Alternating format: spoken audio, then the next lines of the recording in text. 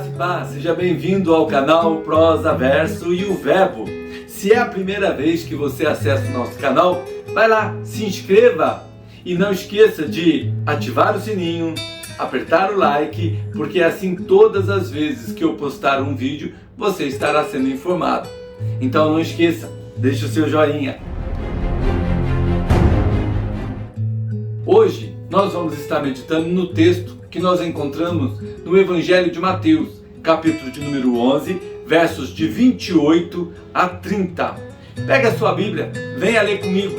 O texto de Mateus, capítulo 11, vai nos dizer assim: Vinde a mim, todos que estáis cansados e sobrecarregados, e eu vos aliviarei. Tomai sobre vós o meu jugo, aprendei de mim, porque sou manso e humilde de coração, e achareis descanso para vossas almas. Porque o meu jugo é suave e o meu fardo é leve. Esse texto eu quero dividir em 3 partes. E na primeira parte eu quero estar trabalhando o que Jesus nos fala aqui. O chamado feito pelo Senhor Jesus, vinde a mim todos que estáis cansados e sobrecarregados, é a primeira parte desse texto que nós estaremos trabalhando. Jesus, direcionando a sua palavra àqueles que o ouviam, ele disse: Vinde a mim todos vós que estáis cansados. Israel recebeu do Senhor a lei, e a lei deveria trazer para o entendimento deles a total dependência de Deus, de seu poder, como também de sua graça. Contudo, buscaram cumpri-la para que fossem por seus méritos, pelos seus próprios méritos, socorridos. Contudo, suas obras eram más, os seus conhecimentos eram insuficientes quanto a agradarem a Deus, quanto à conquista da vida eterna. Diante de uma obediência exacerbada, exagerada, eles ultrapassavam até mesmo os ensinos da lei. Eles desenvolveram, por seus pensamentos, por suas tradições e muitas observâncias, hoje o que é chamado de mitzvot, que seriam 613 mandamentos. Jesus, ele diz: vinde a mim. Esse vinde acontece quando os judeus, os religiosos da época, os fariseus, os saduceus, os escribas, pensavam que por obediência às tradições e preceitos, eles poderiam sobrepuxar a desobediência. Por isso, os judeus pareciam viverem constantemente em um vislumbre da esperança. E é neste contexto que podemos observar que todo conhecimento teórico ou prático por religiosidade, esforço humano para a salvação, perde a força no que tange conhecer a Deus. Assim toda sabedoria e aprendizado humano são irrelevantes para a questão de conhecer a Deus. Jesus possui o conhecimento exclusivo do Pai, e este conhecimento se estende até quando decidir quem conhecerá o Pai. Podemos inferir que somente o Pai conhece verdadeiramente o Filho.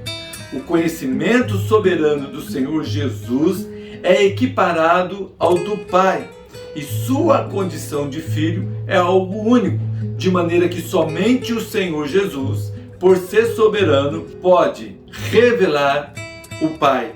E ele tem o poder para convidar virem a ele todos quantos foram, desde a eternidade, chamados para a vida eterna. Vinde a mim é um chamado feito a todos que estão cansados e sobrecarregados. Quem são estes? São todos pecadores, pois o grande peso que os homens carregam são seus próprios pecados. Isso tem a ver com as culpas que nós trazemos diante de Deus. Tem a ver com aquilo que sabemos que nós estamos fazendo. É frequente tentarmos esconder de todos os outros os nossos erros, as nossas maldades. Contudo, nós não conseguimos esconder de nós mesmos o que nós temos feito e como nós temos feito. O nosso interior lá dentro, sabemos o que temos feito e como temos feito. Conhecemos os pontos cinzentos do nosso caráter.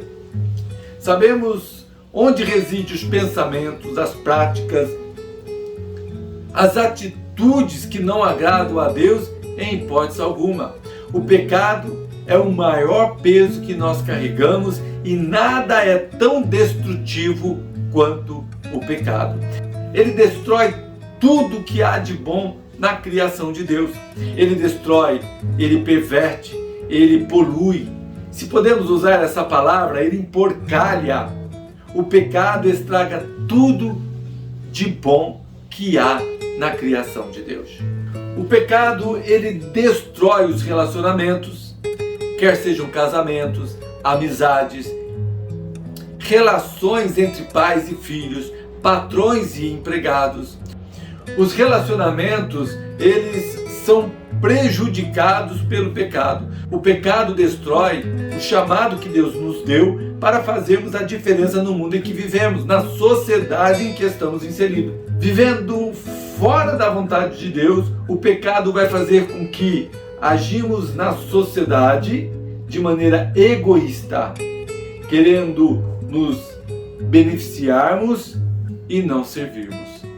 O pecado, ele destrói o nosso relacionamento com Deus, porque nenhum homem consegue viver sem relacionar com Deus. Verdade é que todos relacionam com Deus, alguns de forma prazerosa, amistosa, muitos lutam contra Deus, pelejam contra Ele. O pecado torna Deus um ídolo que as pessoas tentam manipular a seu bel prazer. Nós vemos isso continuamente.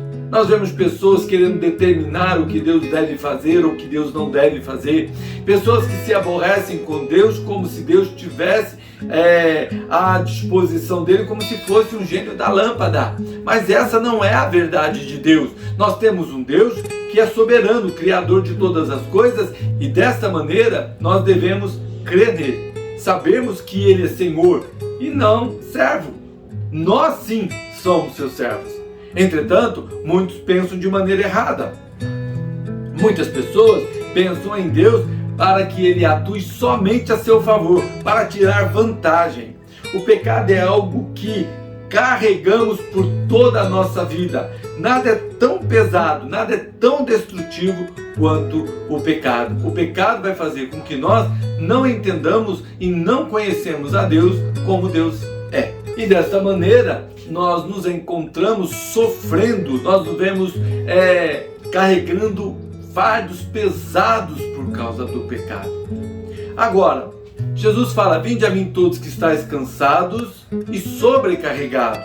A sobrecarga do pecado tem a ver com a religião praticada pelos escribas e pelos fariseus nos primeiros séculos e se tornou extremamente legalista. Entenda, a lei do Senhor, ela não é ruim.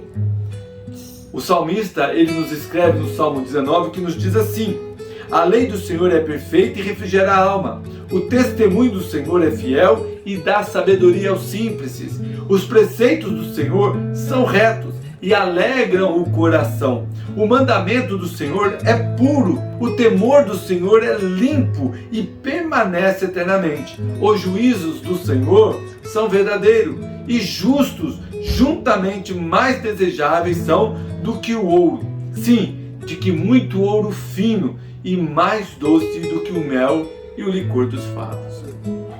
As Escrituras vai nos apresentar que a vontade de Deus é boa, perfeita e agradável. Então, a lei, ela não é ruim. A lei, ela veio para organizar, para direcionar o homem na vontade de Deus. O Antigo Testamento, ele tem inúmeras alusões à lei do Senhor, aos benefícios que a lei produz na vida dos homens. Porém, o mau uso da lei do Senhor, que foi perpetuado pelos escribas e fariseus séculos antes da manifestação do nosso Senhor e Salvador Jesus Cristo, que produziu uma religião extremamente legalista. Para termos uma compreensão mais esclarecida, conforme já tenho falado, eles mantêm até hoje, na tradição deles, o mitzvot, os 613 mandamentos, que envolvem observâncias e ordenanças. Se observarmos nos próprios dias de Cristo, os judeus da época questionaram ao Senhor Jesus porque os discípulos do Senhor, quando comiam, não lavavam as mãos. Percebam, uma coisa necessária, higiênica, simples, mas que foi levado a status de mandamento. De maneira que eles pensavam que quem não lavava as mãos para comer não poderiam relacionar com Deus. Agora imagine, para muitos decorar os 10 mandamentos já é um pouco complicado. Imagine você ter que memorizar 613 mandamentos.